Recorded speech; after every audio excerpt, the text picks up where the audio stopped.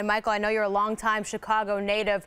Can you just kind of set the scene? What was the weather exactly like out there? Well, it's one of the worst afternoons of weather that I've ever seen. I've been gone a long time, living in Washington, D.C., gone from Chicago. But just in listening to people who are sitting around who have not been, who are season ticket holders who've been, who are in their 50s and 60s and older, they said it's some of the worst weather, if not the worst they've ever seen, which is saying something.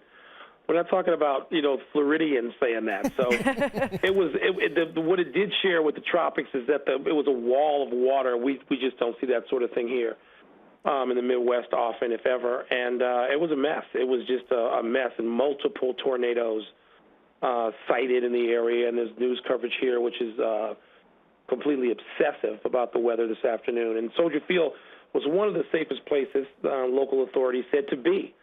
Along with a couple of the museums. We're talking about buildings that are 100 years old and have weathered literally all kinds of weather. So, being in Soldier Field wasn't a bad thing. Ultimately, they're playing football again. The sun came out about a half an hour ago, which was ironic, and they're back playing on a completely muddy and slippery field.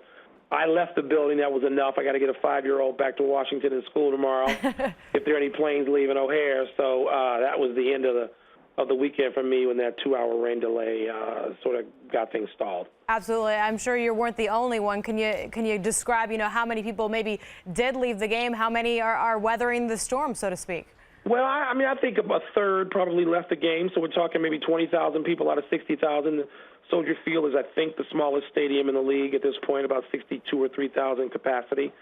My guess, and it's just a guess, is that about a third of the people left. A lot of people come back to see the Bears from wherever they live now throughout the Midwest are catching flights, and there's people who were trying to get back to work who have to get back, and they didn't know how long this was going to last, whether the game was going to end at 5 or 6 o'clock, and they weren't going to be able to see all of it, and so they bailed at that point. People who were sitting out in the elements, I was sitting under cover, so that my seats were bone dry, but people did have to leave. People got other stuff going on, and there are reports of another storm.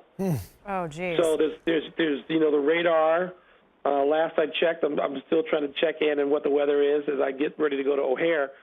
There are reports of another storm moving through here shortly, and if that is the case, and they've already advised that at Soldier Field, there will be whatever delay is necessary to have.